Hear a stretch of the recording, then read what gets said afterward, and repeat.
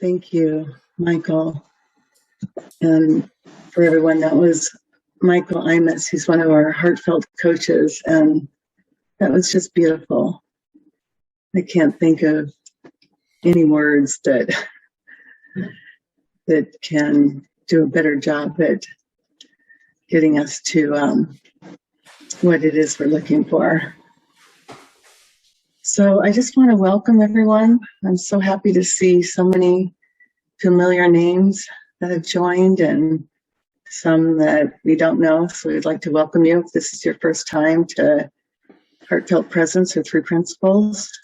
And we have Dave Banks with us, the son of Syd Banks, and Jim Beck, who was one of the original students, original. So I just wanted to welcome them and thank them so much for coming on and doing this for all of us. And so I'm just going to turn it over to Dave and Jim. And we have a recording for you from Syd right now, and we'll have another one at the end of the meeting. So I hope you enjoy that too. Well, good morning, everyone, and thanks for joining us this conversation. I'm looking forward to this. I've known Jim for many decades, since I was a young boy, actually. He was, as far as I can tell, my father's first student on Salt Spring Island. He can perhaps tell you how that happened, but it's a beautiful story. But in any event, it's a real pleasure to be here, and thank you, Linda, for hosting all this. And over to you, Jim. Thanks, David. Thanks. I'm going to extend my thanks to Linda and Theo and David and Michael, actually, for allowing this to happen, creating it, putting your energy behind it, heading us towards a great success. We have a fantastic opportunity today. We have an incredible group of people in the room. I want to thank everybody that's in the room for being here. The byline on this talk was the early days with Syd Banks and the spiritual journey. And the piece of tape that we're going to listen to by Syd that's coming up next is a fabulous representation of that. And not only that, but it carries the truth.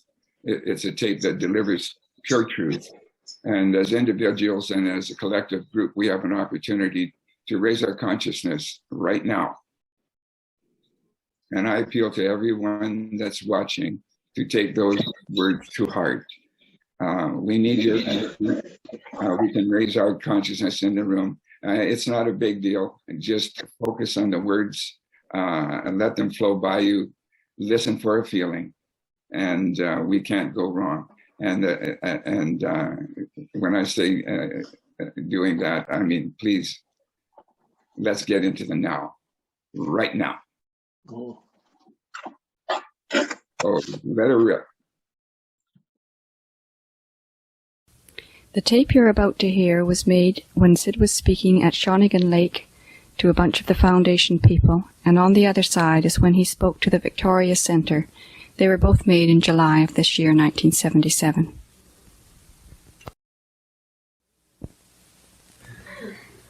What you've got to look for is spiritual facts, not spiritual beliefs that you've read or you've heard from somebody else. You look for a spiritual fact, a fact that comes from within you. And if you hang on to your old beliefs of the past, of how to attain this knowledge, then you're going nowhere. Because if you're going anywhere at all, you'd have been there a long time ago if you already had that knowledge. So you've got to start to realize you don't know as much as you think you know. Then you start listening to spiritual facts, because it is a spiritual world. It really is. It truly, truly, truly is a spiritual world manifest by thought via a superconscious state that lies within you. And that superconscious state is known as Christ consciousness. You see, all you have to do is listen and hear or see a spiritual fact, then the belief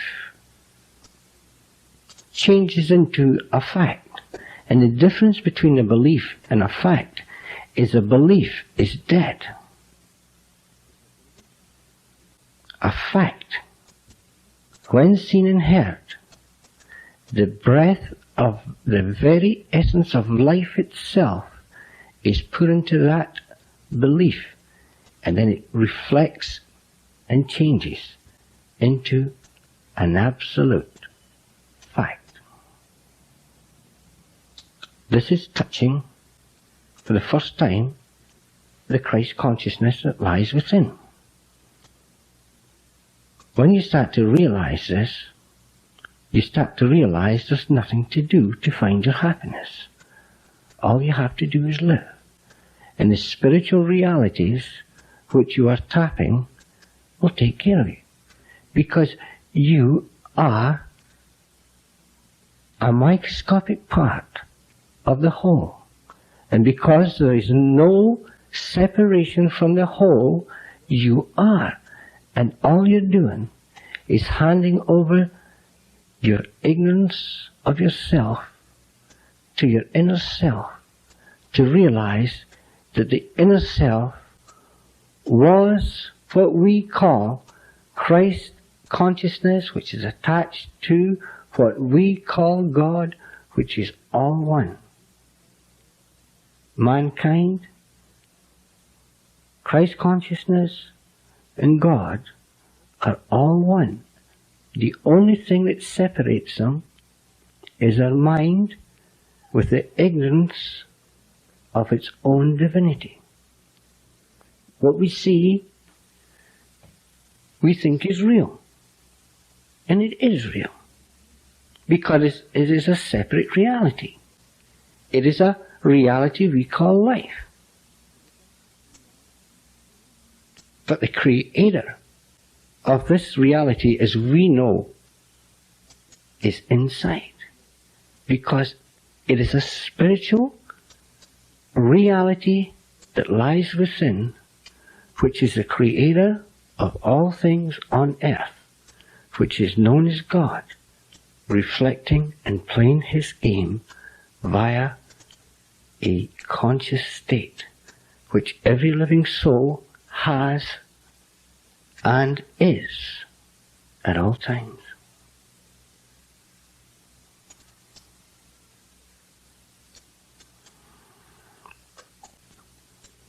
You see, the word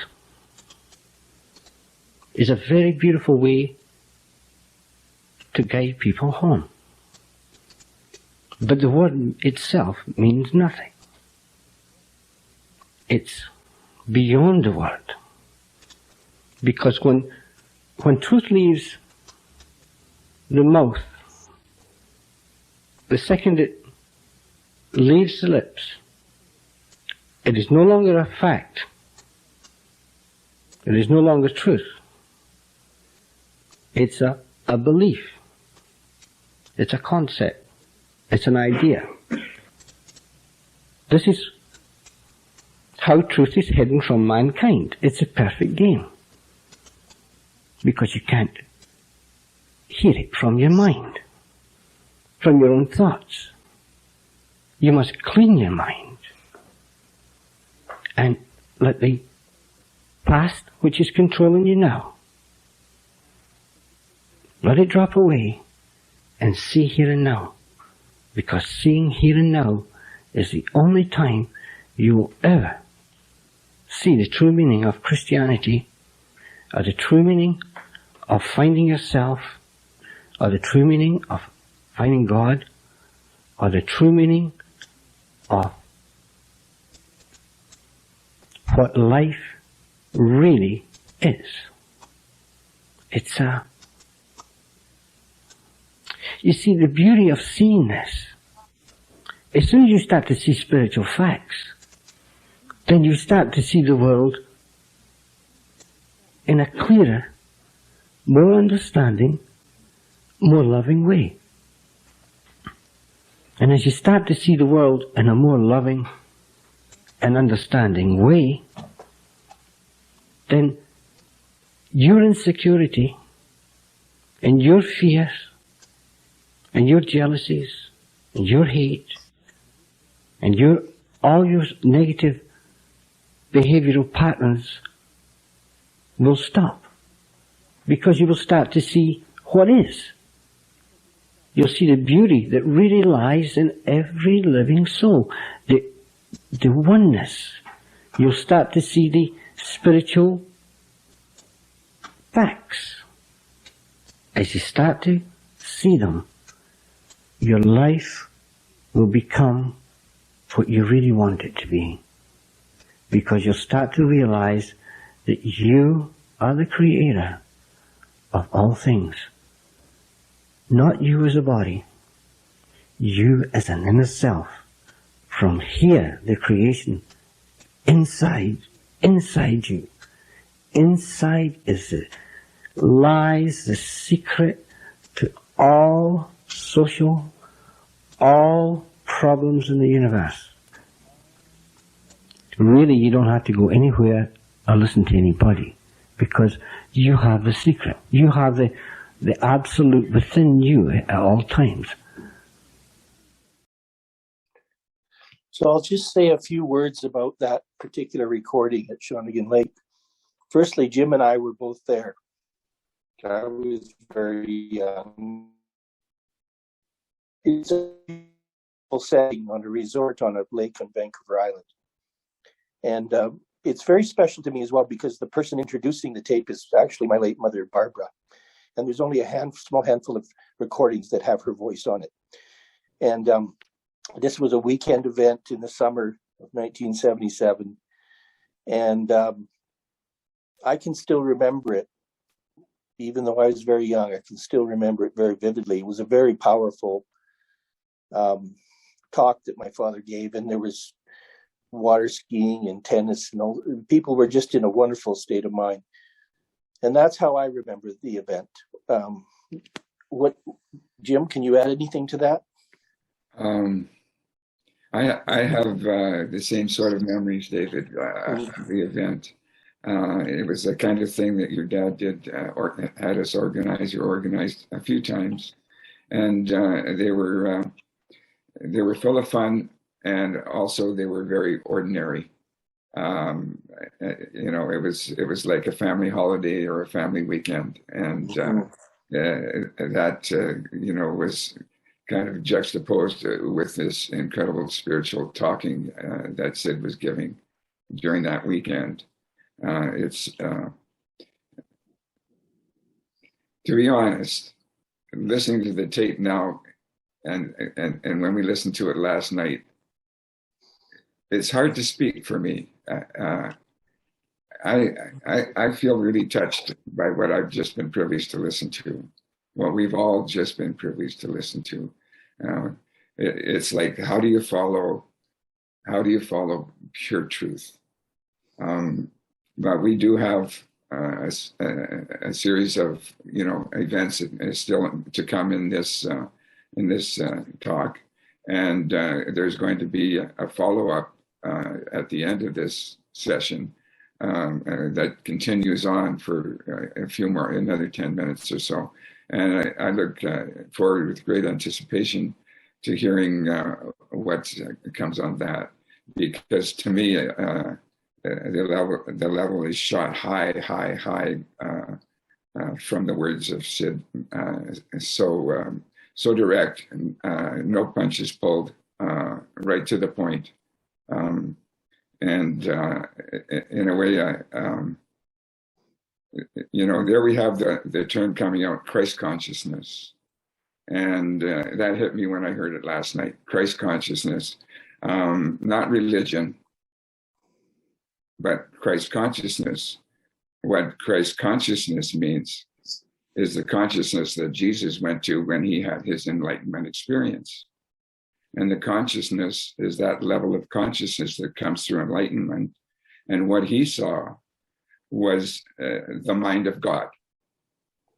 And that is what Syd's talking about. And Syd is an enlightened being. and he knows what he's saying when he talks Christ consciousness, and the awareness of, the feeling of, the experience of the mind of God, and knowing that what he means when he's talking the mind of God is what Syd talks about when he has mind, consciousness, and thought. And that mind is something that encompasses everything that we can conceive.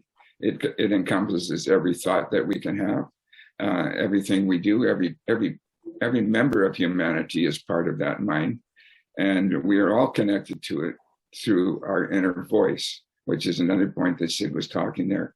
I hate to really be bringing some kind of analysis onto Syd's work, but this is what we are learning, and we all have that inner voice. That inner voice is our connection to the mind of God, to what we call mind. We tend to pull the word God out of it a lot because some people shut down when they hear that word, and other people open up, and we don't really need it. Mind is sufficient, and in fact, as we pursue it further, we get into knowing this through feeling, because when we know, we contact our inner self, we are doing it through feeling. And when we get a thought that appears to be coming from nowhere, that we recognize as truth or the right thing to say at that moment or whatever, that is coming through a feeling, and then we apply that feeling to the thought that comes with it, or the thought that we were projecting, and so that's how we function. Our from cradle to grave, to quote your father, we are on a journey, and that's that spiritual journey. And that journey is a journey of increasing consciousness.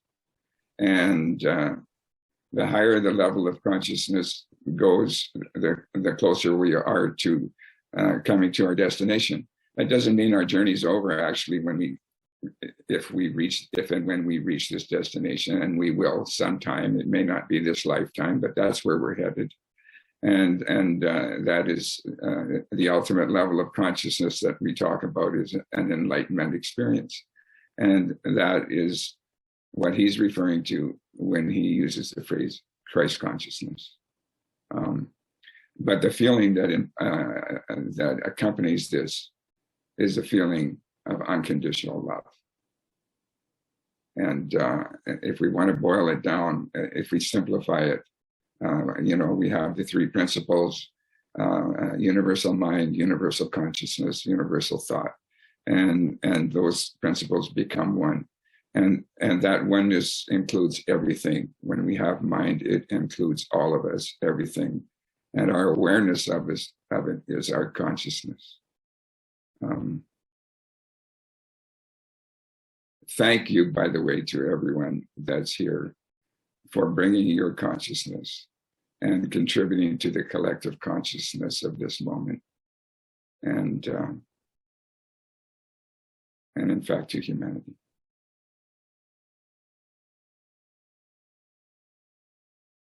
Your sound is on, Dave.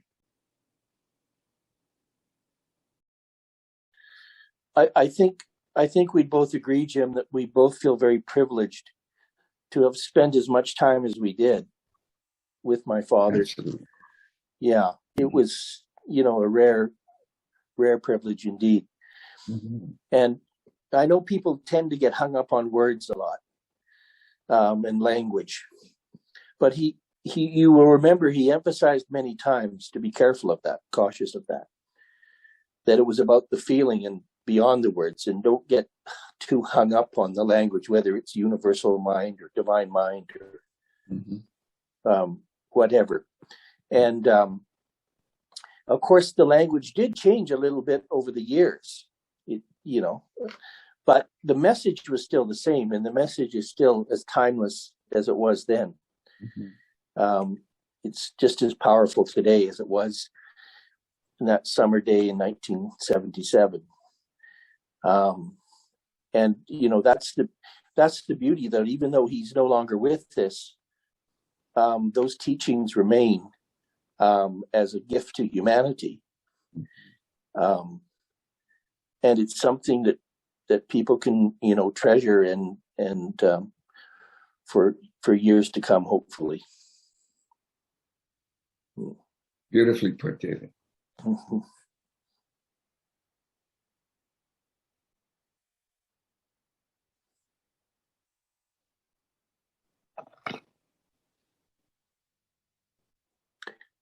He always said that whatever he learned in that experience that day in our living room on Salt Spring was not his to own. It was a gift to him, and that he felt a very strong sense of duty almost to share it and pay it forward. Mm-hmm. And that it was through that process of sharing that it would stay alive, and so that's why he really emphasized the importance of sharing the feeling with others and just living it in your life as well. I mean, not just as an abstract concept, but actually right. living it and know that process that would continue to heal himself and also heal others.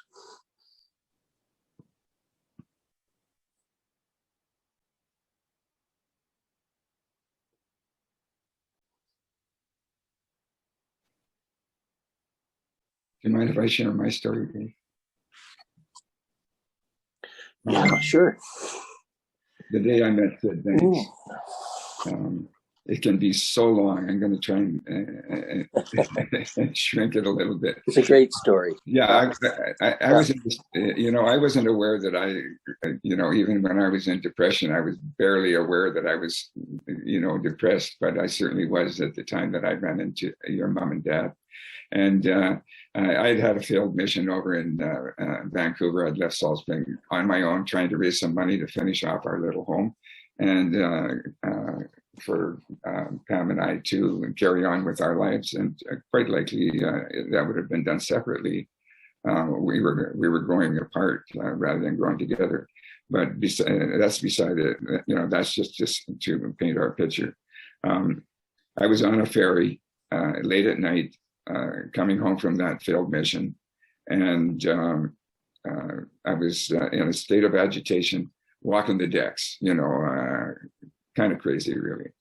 And at any point, the boat stopped at various places, and it stopped at Main Island. It picked up a few more people on their way to Salt Spring, and so there was a few new bodies in the room.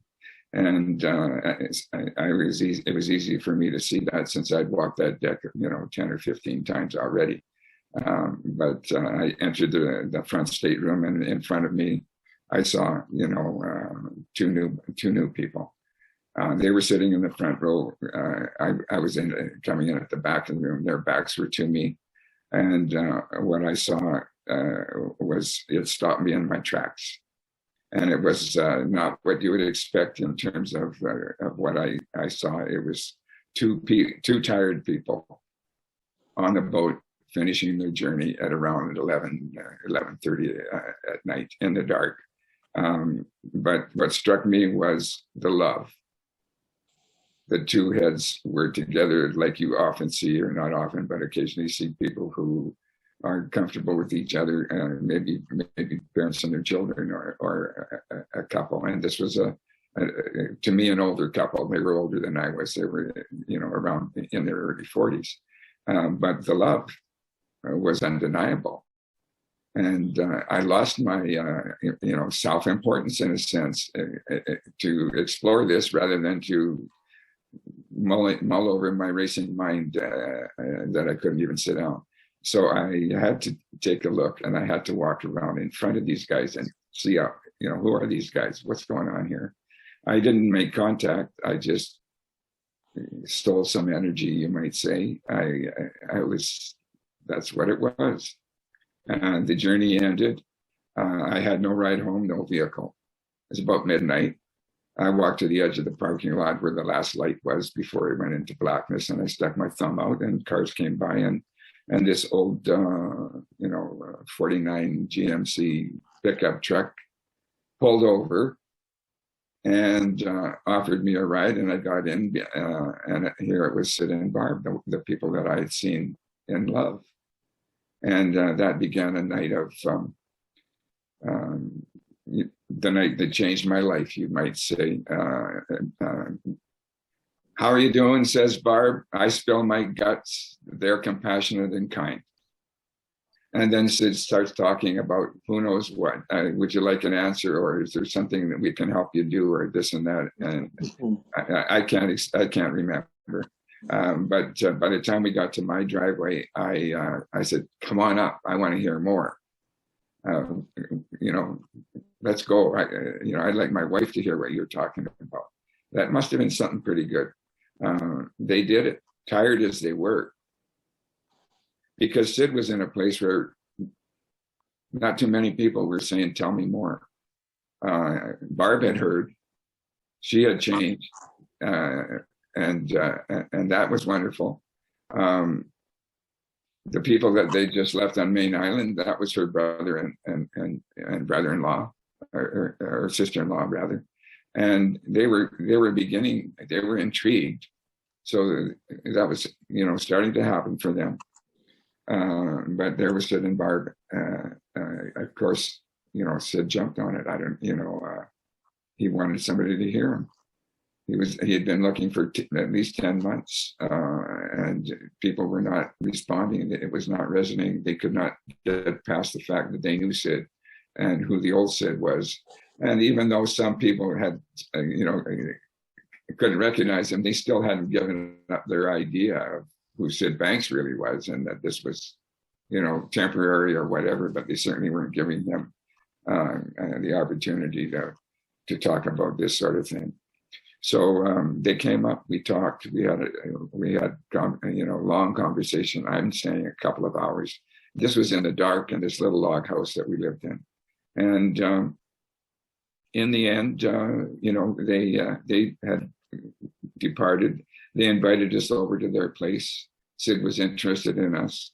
And the thing that I think I responded to most at that time was, in one of the moments during this evening, he and I were standing together, and he confided in me that what they were looking for was a friendship. He was concerned that Barb had concerns that when they moved to the island, they wouldn't have any friends. And Syd confided that to me. And that, in my arrogance, I thought I was helping Syd, of course, it was totally, the other way around. And, but in fact, I was Syd's friend until he passed away. We didn't always live in the same place, but we lived in the same place a lot more than anybody else, because when we were living in Hawaii for 5 years, Syd was there. And there was a couple, other couples, 2 or 3, one particularly, that were great friends of ours. And so we weren't the only ones. But we were very fortunate to be there for Syd during that time. And then at other times, it would just be visits, weekends, going to talks or workshops that were happening that we were invited to go to and enjoyed.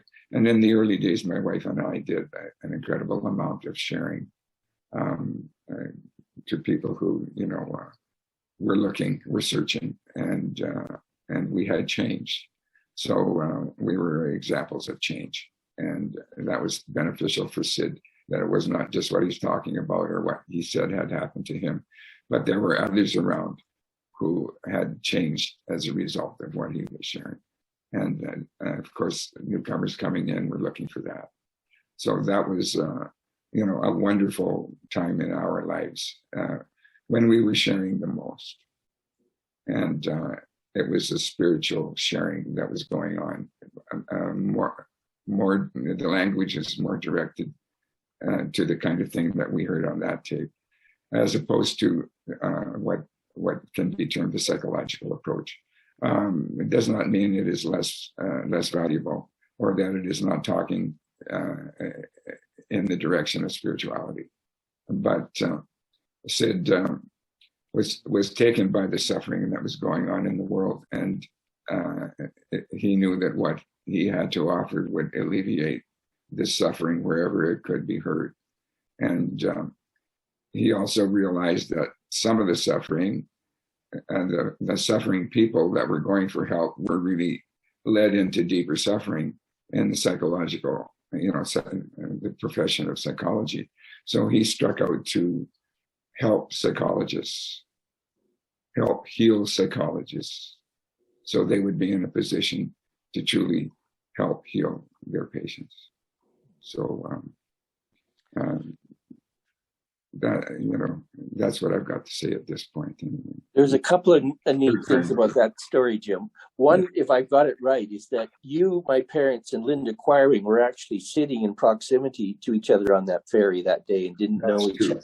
Yeah, it's true. And I don't know that I've talked to Linda about it, and I don't know that she actually remembers that. But when I left, my last turn around, and I had seen Syd and Barb, and then I carried on back through the boat. I never completed the next circuit. There were some interesting people that seemed open, and there was an open seat, and I sat down, and a couple of people were playing chess, and it was and it was Bill and Linda and friends of theirs that were in those chairs. I remembered them talking about where they lived, who they bought their property from, which was a name familiar to me. And then later, maybe a month later, I don't know, after Linda had met Syd, we met again. Well, we didn't talk about that ferry ride, really. And you were all on a spiritual journey, whether you realized it or not. That's true, David. And maybe it was just serendipity that you came together like that. It could have been, but serendipity often can be connected to mind. The idea of mentoring by mind and opportunities that appears to appear out of nowhere. Perhaps not. Perhaps there's a greater force at work. The other thing that's neat about go ahead. Dave. The other thing that's neat about that story is your house was under construction, and you had as you told me the story, that you had an extension cord going over to the neighbors for electricity, and it had been unplugged. That's right. And so your first meeting with my mom and dad was actually with kerosene lamps, right? That's right. And this was, late at night, and God bless Pam. I pulled her out of bed. It wasn't that big a place, and she was she was a little bit pissed off actually. And then I picked up this lamp, and it was the kind with mantles, little gauzy things. And these were broken in this lamp, but I fired it up anyway. I pumped it up and lit it, and it did take a light, and it was a fluttering light. It was very very strange, really. That's where we were at that time. It sounds very romantic, but and then the other thing that people need to know is that because of that, a chance meeting that you had with my parents, you started having meetings at your house on, I think it was Friday nights, if I remember. I was at many of those myself. And those I can remember were really special. And that's where the very first original students would meet, was at your house on those Friday nights. And your house too, David. And in our place as well. And that was, Syd wanted this. He had actually... He had mentioned something about it that first night, and we had talked about certain people, and he brought in another couple that I had mentioned because Syd had been talking a little bit about enlightenment. I knew nothing about enlightenment; it was a total foreign idea to me. But actually, I had in a couple of weeks before that heard the word, and that was because I was visiting this other couple, and they had a book about an East Indian mystic, and he apparently was an enlightened being. So I brought that out to Syd that there was I'd heard it from this other couple, and Syd immediately was curious. And so we actually, within a week or so, went to visit them. They lived in a teepee. And I don't know whether you recall it, Dave, but you were on that journey, that walk-in. It was about a half-mile walk-in on a trail to get to where they were. Your parents were there. I carried my little girl on my shoulders, and the little boy walked, holding Pam's hand. And what was beautiful about it, to talk about the kindness and unconditional love your folks lived in. Your mom was carrying a big pot of stew to bring in to these folks, and vegetarian as though they seemed to be, they were very grateful to have this brought to them. They were living in primitive conditions in there. Their stove was one of these airtight heaters, a little thin tin stove and so on, and that heated the teepee, and it also was what they cooked on. But the kindness just in that, in that presentation touched me.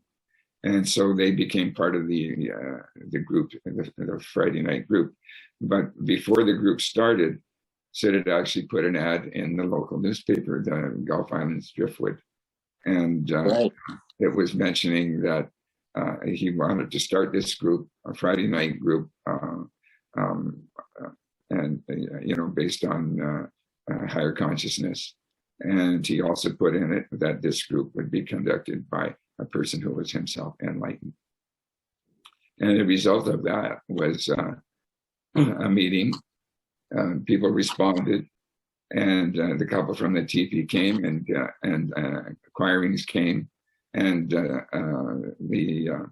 family, Dave and Carol, Barb's brother and wife, came from Main Island, and so that was we were all there, and as I say, there was about 20, and in the end, there was many challenges came up. Who do you think you are? This kind of thing, and Syd fielded them. That doesn't mean that they changed their mind, because they were looking for the other side, that you're a fake, not that you are real. And so the result was that it was 8 people plus Syd and Barb and Grandma Mary, and others joined in as they progressed.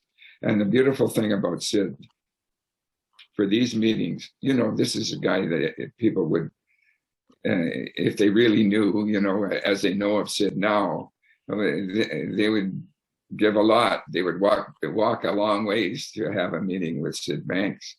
Right. Syd would come down before the meeting at your place, and he would bring your sister, Susie, and she was our babysitter, so that we were free to come down to the meeting. And that is the kind of kind act that your father was, I would say, notorious for kindness. And I imagine, and while we would go down to this meeting, and Syd would talk, about whatever. He would like questions, and we were quite willing to answer questions because we were pretty confused. And his daughter was over at our place looking after our kids and cleaning up our house for us. So that's kind of a win-win-win-win for us, at least. But that was, he was a wonderful guy. I have to say that, and we were incredibly privileged to have that kind of contact and attention. And it grew from that, Dave. It started to be more people later, but the format for that meeting and those meetings, a lot of it was based on Linda Quiring's first book. We'd have the meeting on Friday night, and And then her and Syd would get involved writing some pages during the interim. And the next time we were there, we would hear what had been written, and we had more food for thought, or more fodder for discussion, and leading to more growth. So we were privileged to be around at this time. We knew we were privileged. We used to talk amongst ourselves, I wonder what it would be like in 50 years when they make this movie of Syd's life, and we joke about that, the opening scene will be this, going through that tunnel of trees down to this house, and emerging from it will be this old half-ton truck, and it'll park at the front, and Syd will get out his jeans and his jacket, and it'll be, this is the enlightened guy, and I remember your mom joking, saying, I think Sean Connery should play Syd. And it was like that. Of course, that has never never come to pass. But that was, gives you an idea of we knew we were into something that was super important, super big. Well, my recollection of it, Jim, as a young boy was, I'm looking at it through the lens of a young child, really. But even then, I knew there was a very special energy there. And what I saw was a group of human souls, all in search of a spiritual answer. And the sense of camaraderie, and the sense of the feeling of love, and it was just a very powerful energy. That's difficult to actually explain to people. It is, Dave. It was there constantly. And we'd hit these Friday nights. I think they lasted about 3 months. They actually never ended, but that phase of it, the book got written, that phase of it. And Syd, it was, then out of that, he moved on to his first public talk and so on. But when we'd come out of these Friday nights, we were absolutely on cloud nine. We would be so elevated in feelings of love and well-being and safety, home, and those feelings, those other words to describe the great feelings of unconditional love. And it would be, Syd would, hug us as we left. And it would be, go out and enjoy yourself. Share it. Go out and share it. Well, we did that. But what we shared was not talking about truth particularly. It was sharing the feeling. And we were sharing love. And we were so loaded with love for anybody and everybody that we knew on the island. And we'd wake up the next morning and, we'd put the kids in the back of the car and we'd head off. And it would be like, all right, we had some, errands to run, but those errands were full of interactions of loving, happy, excited, caring, kind behavior. And just in love with life, right? Absolutely. And we had no worries. We had no worries in the world. We didn't know where the next $10 was coming from. And we just knew we were covered. We knew we were taken care of, and we always were, and it got better and better. And that is, an example. And I guess you'd call that faith, wouldn't you? Yeah. You had to have, people really didn't have, a lot of them didn't have much in the way of material. Exactly. But there was this faith in the spirit that it would work out in the end, Yes, for sure. Yeah. That's definitely true. And it did. And it did. Yeah.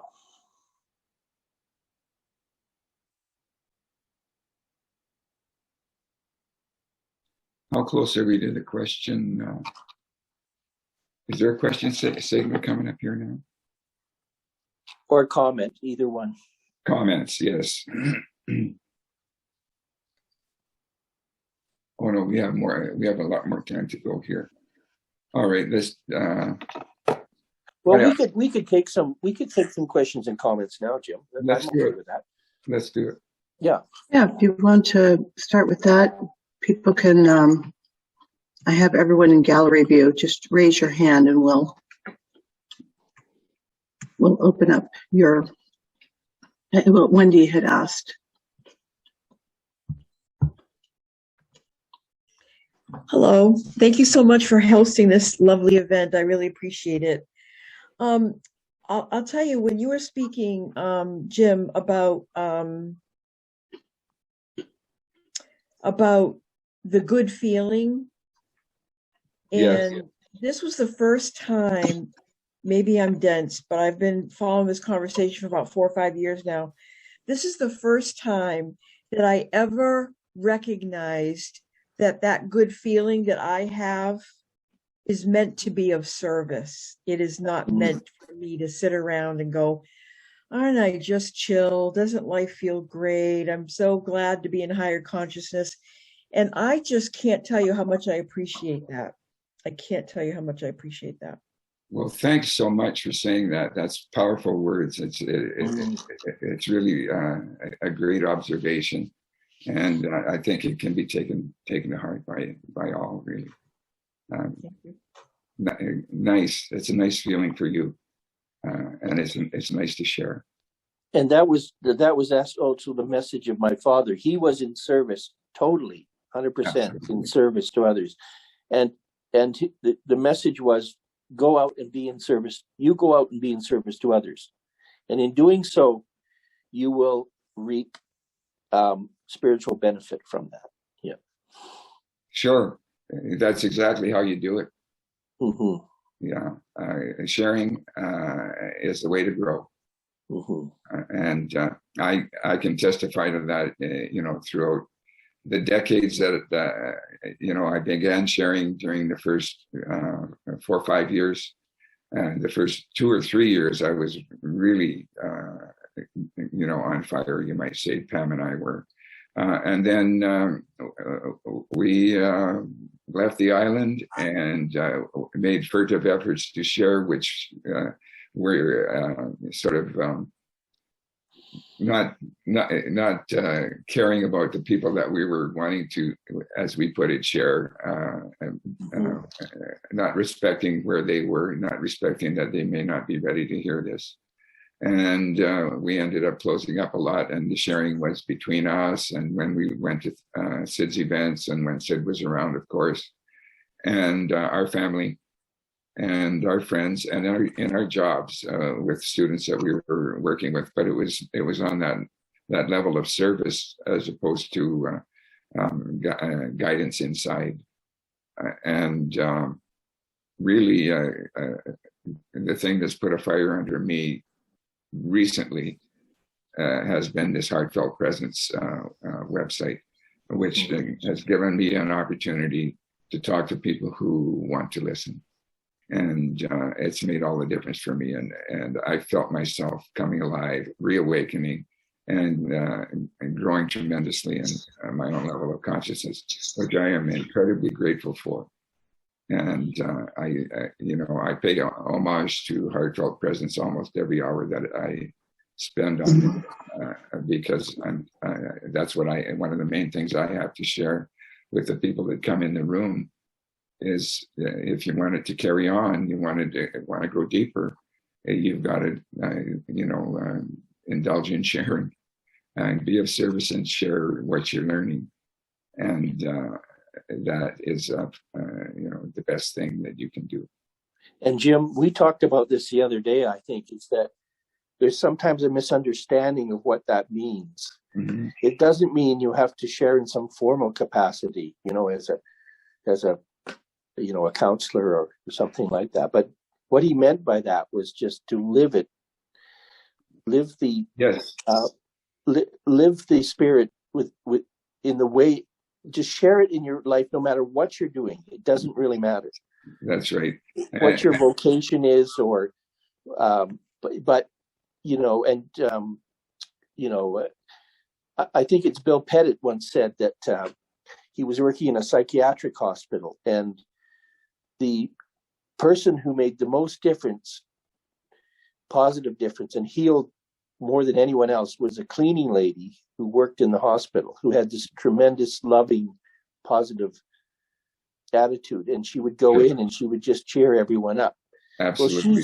Well, she's she's sharing it, you know, that's just, Oh, she's yeah. living it and she's sharing it. And that's what he was talking about when he said absolutely. sharing. It brings to my mind my sister, my late sister Iris, who was loved by everybody that she met, and loved them all and understood them, and saw where they were coming from, forgave any foibles, and was right there to help if they needed it.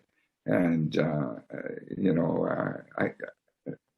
for me, it showed me that even though she was not listening to truth, not searching, not trying to grow in consciousness, she had such a wonderful understanding and level of consciousness through her loving behavior.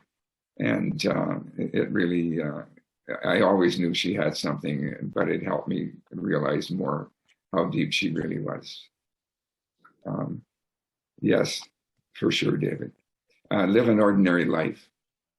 All the benefits are right there in an ordinary life. And I know even, you know, Syd strove for that ordinary life. In some ways, it was kind of put on hold when there were so many people, you might say, invading his space, coming down the driveway and, you know, wanting to talk. And Syd was always available, you know, to do that. But he was giving up precious family time when he was doing that. And at a certain point, the Friday night stopped. And they started to happen at one of the local churches on Salt Spring. Syd and Barb did not come. There might be a tape, but it would be conducted by others of us. And there had been, by that time, a fairly large community that had moved to Salt Spring, probably about 50 people. And so that was a chance for Syd and Barb to start to normalize, which is what they created. He was always a kind, loving guy. He was always living, you know, living what he knew.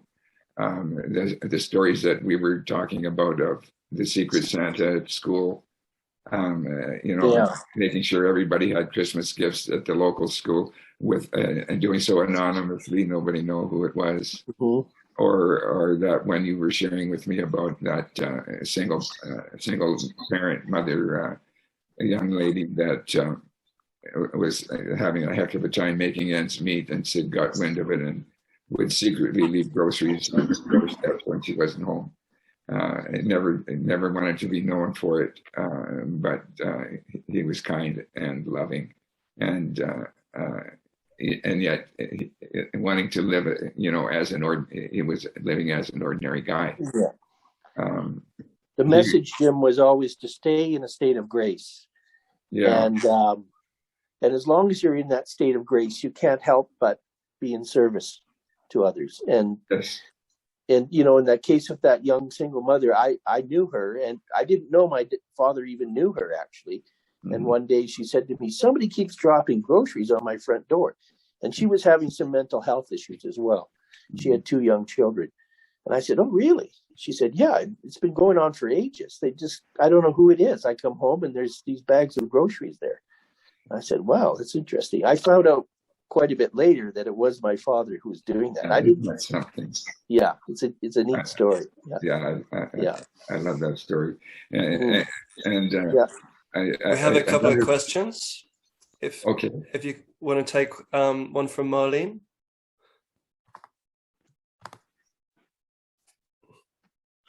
Thanks, Theo. Thank you, Jim and Dave, for this wonderful, insightful conversation. I think I heard you say something, Jim, about how the conversation moved eventually from kind of more of a, we might call it spiritual, to the kind of the psychological. Was that Syd Banks' intention, that he began to speak more in the language of psychology because the psychologists were already coming to Salt Spring, or he anticipated them coming? So I'm just curious about that. I believe he knew they were coming. His experience happened in you might say a psychological venue, and he was aware of what was going on with psychology, And he saw the power, it wasn't only psychology. He wanted to reach teachers. He wanted to reach any of the service professions. But psychology, definitely, it was in the works.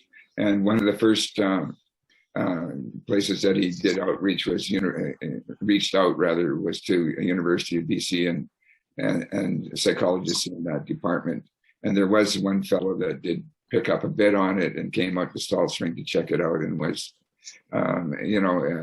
he played a certain role in Syd making contact with other psychologists, I believe, and most definitely he wanted. And as to whether he knew they were coming, he certainly had the door open, put it like that. His radar was up for that. And but anybody that was in a service position to be helping others, Syd wanted to zero in on that, because Syd wanted to help humanity. He wanted to alleviate the suffering in humanity, the suffering that we see. He has. It's still going on, and it will go on ad infinitum, in my opinion. What he started. Psychology is changing, and the psychologists that have changed are very brave. I say very brave souls, because it takes a lot to have a look at. You go to university, you put in however many years, 4 years, 6 years, however, and you come out and then you start using what you've learned and the various techniques. And you find they're not working. A lot of people can't really even admit that it's not working, because they know, what else am I supposed to do? And it worked on a hit and miss kind of basis, often taking decades for somebody to finish their therapy. And Syd knew that was all nonsense. But these psychologists that were open enough to realize that it wasn't working, and they were willing to look at something else that might work. Their training was not for naught, because it gave them the opportunity to address the suffering, and to be able to find something new that really worked to help alleviate that suffering. And so patients could be, really it's possible to be out of there in one session. But they could be out of there in 3 months, and beyond, sometimes beyond their therapist. So, it's not a personal thing. In fact, people are, they're all acting in innocence. They are dedicated. I say they, we. I'm not a psychologist, but we're all human. And they have what I call a high-minded view on life, in that they do want to help humanity themselves. And for them, physician heal thyself. The psychologists can click into 3 principles. If you've read Enlightened Gardener and Enlightened Gardener Revisited, you get a good glimpse of what's the potential there for them.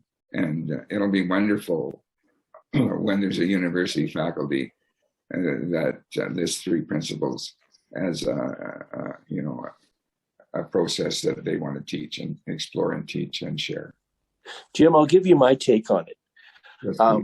So I think it really started with Roger Mills, when Roger first arrived on Salt Spring in the late 70s. Mm-hmm. And the transition took place around 1978. Now, I think there are 2 reasons why my father was interested in that shift. The first one was that he felt very strongly that he wanted this healing to be available to young people. And he recognized that in a more formal setting, like in a teaching setting, university setting, that was one way in which he could access more young people. The second reason was that he was really alarmed by the amount of damage that the profession was doing to people. He had so many people come to him who had suffered from mental health and had been made worse or exacerbated by the professional services they got. So he felt very strongly about that it was actually a disservice to people, and it was harming people. And he felt an obligation to try to change that. That's right. And one of the first people that came down the driveway had been somebody that had, I think it was like 6 or 7 shock treatments and medicated, all the way up, and maybe 7 or 8 different kinds of medications. This I don't know exactly, but after a few hours, really, with Syd, the medication was dropped, and the person was, you would say, whole again, was well. That's beautiful. Michaela, did you have a question? Thank you both. You're welcome. Hi there. First, thank you so much for doing this. I truly feel grateful to be privy to this intimate conversation.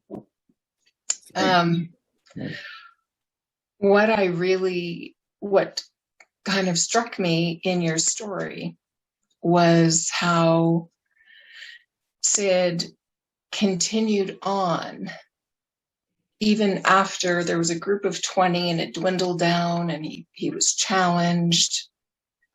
And he just, in my words, led from his heart and carried on. And it took time, and it worked. Worked for one, it worked for another.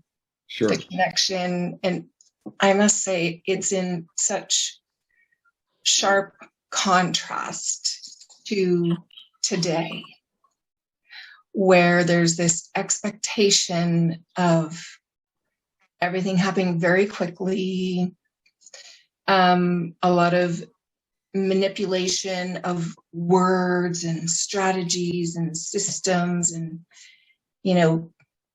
saying the right thing in the right way, showing up every day. It's like, it's an exhausting process. Yes, it shouldn't be, actually. It should be simple, easy, and feeling the beauty, feeling the love. That's me talking, but that's the facts. And to carry on a little bit from that meeting and those Friday night meetings and the attraction of other people coming into it. And part of it, after a few months, is Syd had his first public talk. And that was a big success. Now, the one with the 20 people in his living room, that's not the same thing. They got wind of a place called the New Age Center in Vancouver. And Syd and Barb went in there, and they made an arrangement for Syd to talk. And they accepted it, and he was given a date.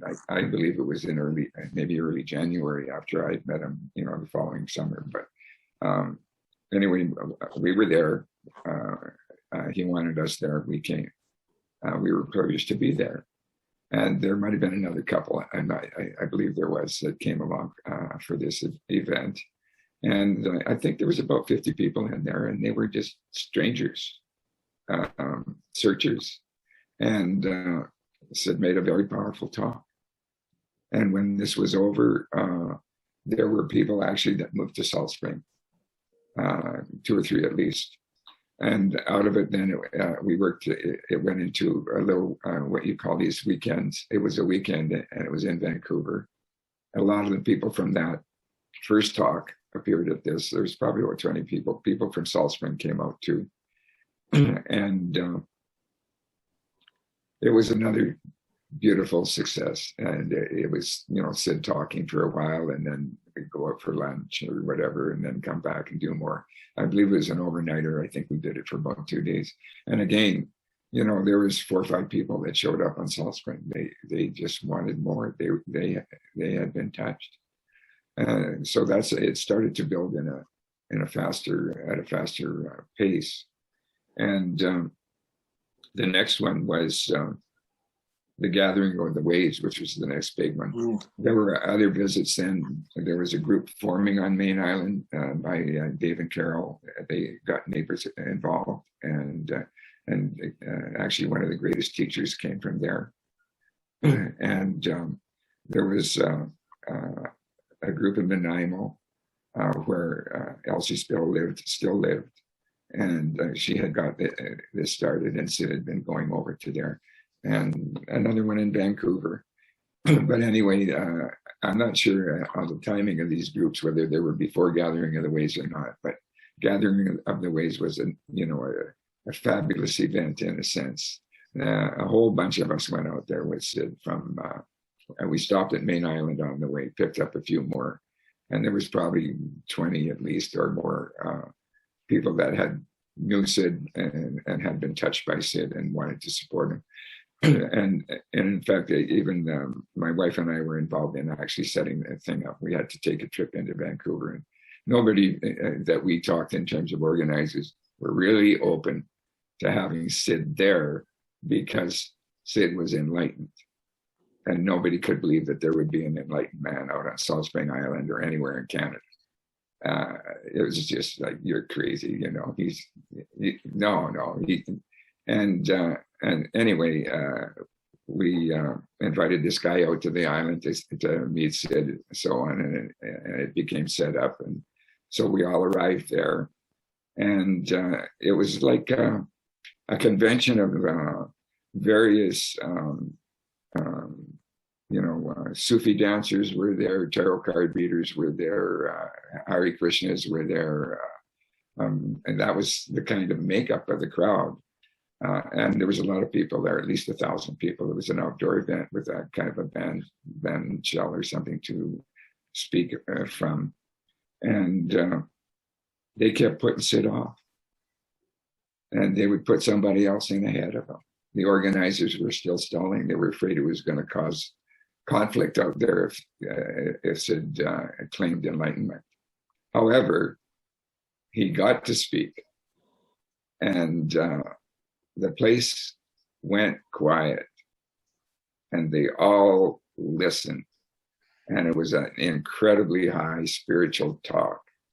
And at the end of it, spontaneously, music started, and it was, will the circle be unbroken? And let's say 1,000 people held hands and danced around in a big circle. Very kind of trippy in a way, but actually really beautiful. And that was a big kickoff. That inspired others to come out to the island, and it was like the cat's out of the bag. It's real, and of course, it's only real to the ones that know it's real, that see it, that feel it. But that group was becoming substantial. And Jim, if I could just jump in here, that first public meeting you're talking about in Vancouver was actually at an ashram, right? And I guess you could call it that, Dave. Well, they called it that. They called it an ashram. Okay. But that's beside the point. But there's a really neat story of healing that goes along with that particular meeting, and that is that after my dad finished his talk, he slipped out the side of the building with my mother. And they were walking down sort of an alleyway away from the building. And this young girl, right, she starts running towards him with her arms out. Yes. And they're both thinking to themselves, okay, what's going on? And she leaps into the air, literally leaps into the air, and she wraps her legs, or jumps up on him, wraps her legs around his waist like a child would do with a parent. Yeah. And she's she's in tears. And she said, I don't know exactly what she said, but words to the effect of, I'm healed. And it turns out that this young woman, who I think was in her late teens at the time, had been in foster care in a ward of the state and on various medications, and had really been suffering, really suffering with mental illness and with trauma. And, that one meeting changed her life. That one talk changed her life. I know, Dave. Yes. I think you know who I'm talking about. I do know who you're talking about. Yeah. It's a absolutely beautiful story, and she remained very close in his heart till the end of his life. Actually, yes, I know. Yeah, yeah. I remember a follow up to that. We were on Maui, and Syd had been watching afternoon TV that day, and I don't know where the talk show was. It might have been Vancouver, but it was a talk show, and it was. I believe 4 married women that had been married to paraplegics. Right. And the interview was interviewing them and, exploring their experiences and how hard it was and, so on. And the first 3 particularly. But when they got to this lady, the interviewer says, well, you seem, in a different space here. You seem to be, happy rather than, needy or whatever, however you would put it. And she spoke very eloquently and talked about 3 principles and truth. And at that point, Syd, he hadn't recognized her until then. At that point, Syd recognized who it was, and she was married to a pastor. That's right, and we went over, happened to go over that night, and he that's all he could talk about. He was so gratified, so thrilled, so happy for her, and to see it coming back to him, on the media, so to speak. So that is an excellent observation. And it's also an illustration of, again, in my opinion, why he felt that moving into psychology was important. It was because of like we've just lost your audio there, Dave. If you could repeat that. Well, I was saying it's an illustration of why my father moved into psychology in India, because of people like this young girl who had been in therapy and been taken back into the hurt and her, the pain, the emotional pain, and it had been actually making her situation.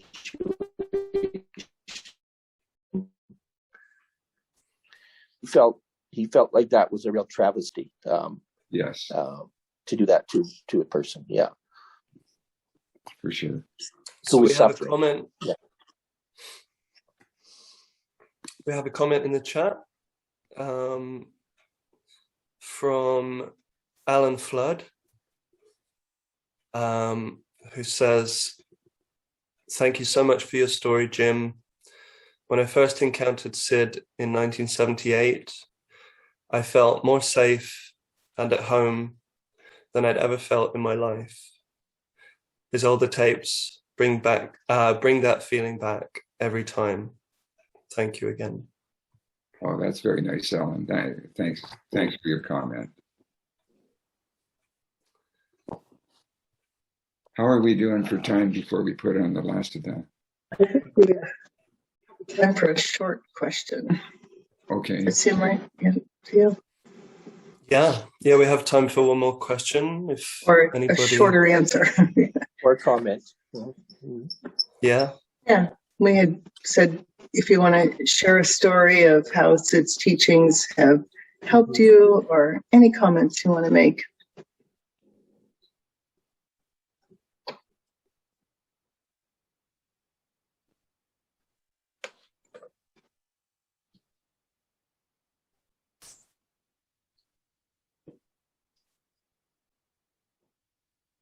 All right, I'm just going to very quickly share that I really appreciated the recording at the beginning. that distinction of what is of essence and just of appearance gave me something that in all the spiritual teaching I explored, I'd never heard. I heard it for the first time from listening to the principles. That it has no condition. There's nothing to be done, nowhere to be, no need to go anywhere. It's just a fact.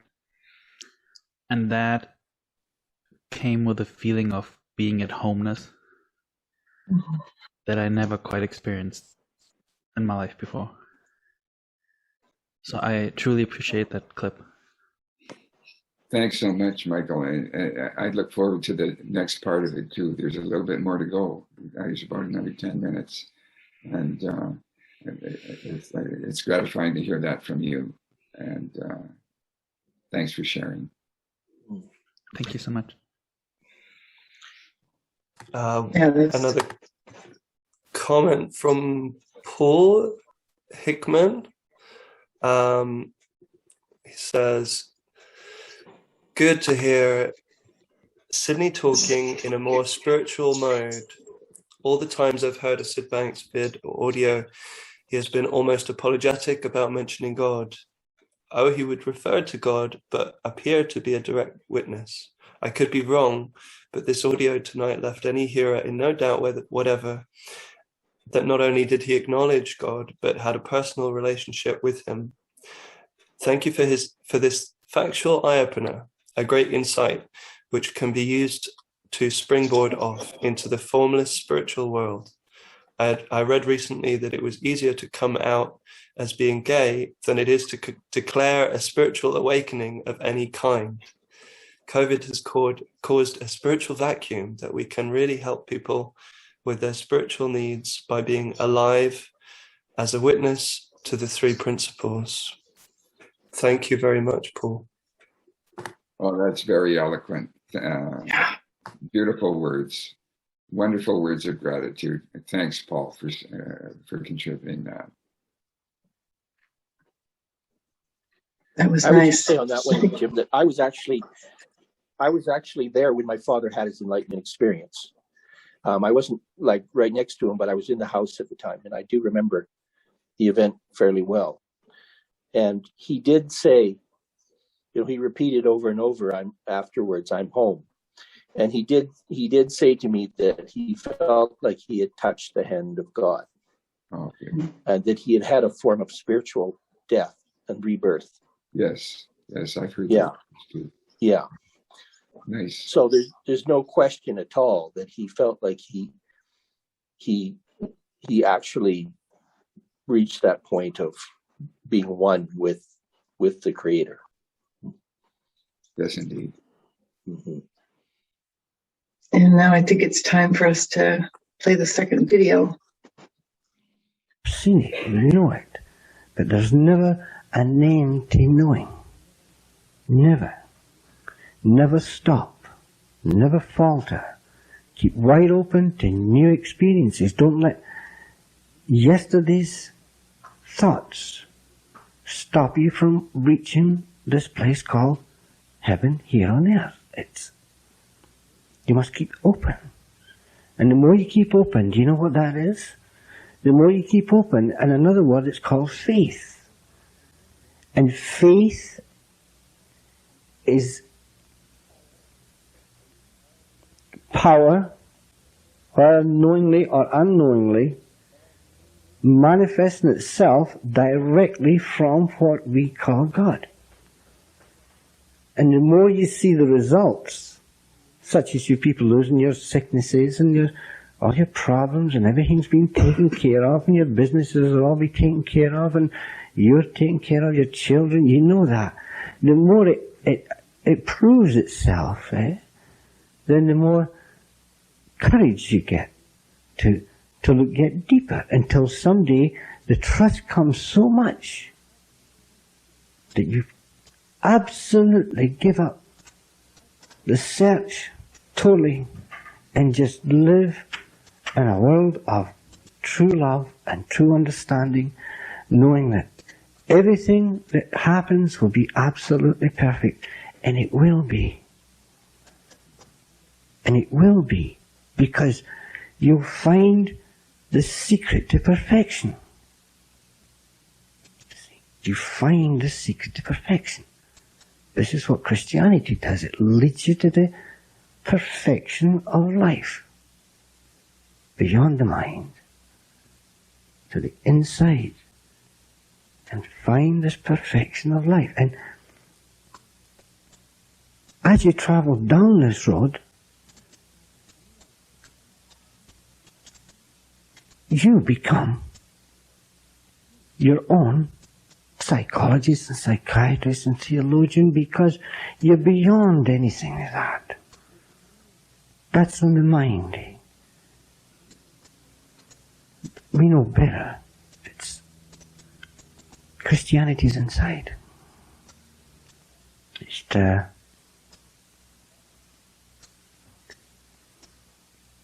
just a calming of the mind and seeing now the perfection of now.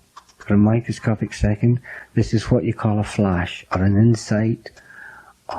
This is what we're searching for, is insights. Find it now. Honestly, that's the only time you'll find it. That's why it's been hidden for so many years. But and it's the only way you'll ever help the universe to get out the mess it's in, is by raising the level of conscious state of the universe. Then all the beauty will start to come out, and all the ignorance will start to fall away, and the problems that go with ignorance. It's a spiritual universe. You must go inside to the realization of this fact. Then you'll find your freedom. Then you'll find all the knowledge and all the love and all the understanding that you've ever dreamt of in your life. Sharing really honestly is the greatest lubricant to help you to get to where you're going. Just makes things just slide. Sharing. And not sharing problems. Not sharing your past. You can do that anytime.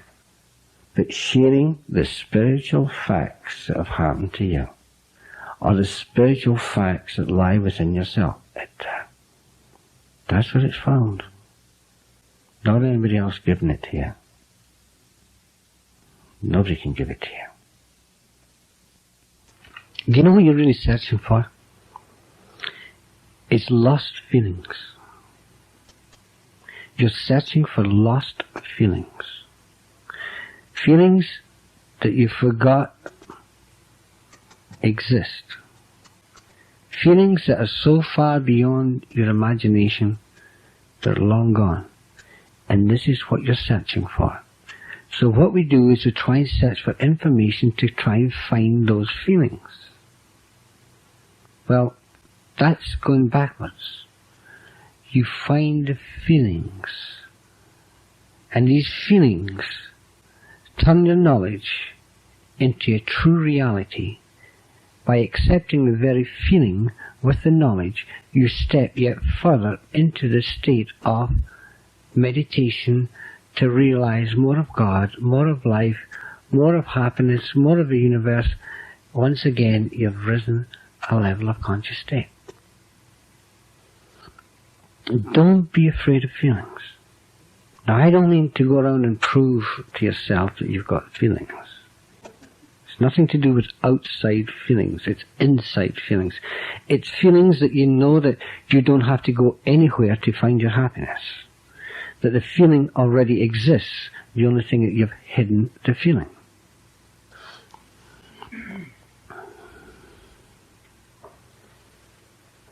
It's really nice to have a meeting like this that you don't understand.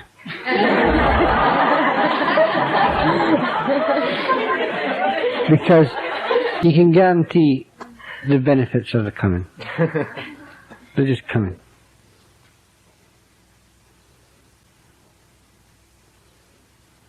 It's supposed to be a happy life. If you know what makes the world tick. Not what makes the human being tick, but what makes the world tick. There lies the answer. That's the inside. The human being's outside. And the only way you can help a human being is to go inside and get all this information, then go outside and tell them. That's how you find the information. Well, maybe I'll have a dance tomorrow. But don't be late, it's only half an hour.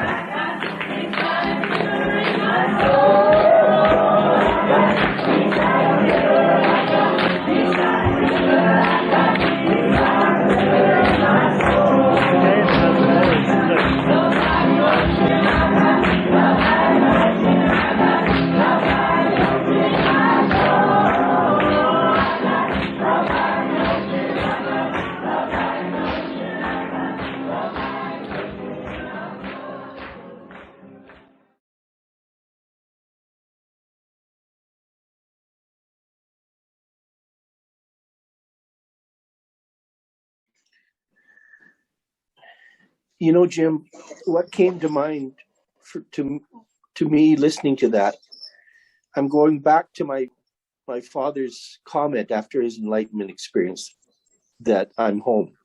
Yeah. And it occurred to me that we're all homeless. and that the spiritual journey is all about finding the spiritual home. I love it, David. Getting back home. Yeah, I love that.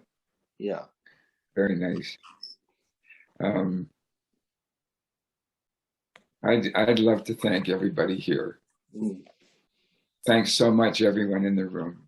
Thanks for being here. Thanks for the opportunity. I've loved every minute of this, and I appreciate the reception and the sharing of the effect that it's having on everyone. It's just wonderful. It's David, thanks to you. I really have loved bonding with you deeper as we prepped for this. And I've loved the experience that we've shared right now as we presented it. So good on you, Dave. Well, thank you, Jim, and thank you to everyone. And thank you for everyone who supported this. And the music was fabulous at the beginning. And thank you, Theo, for all your technical expertise. That little bit of music you heard at the end was, it was fairly common originally my father they were called gatherings. When there was a gathering, spontaneous music was quite frequent.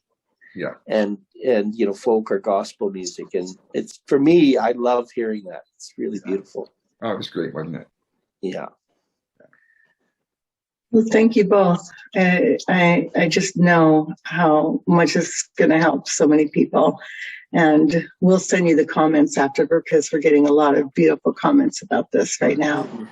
Linda, you've done a great job. Thank you, Jim. I really appreciate it. Yeah, thank you, everyone. And we'll have more of these. All right. Oh, nice. Goodbye. Thank you. Bye, have a beautiful day. Yeah.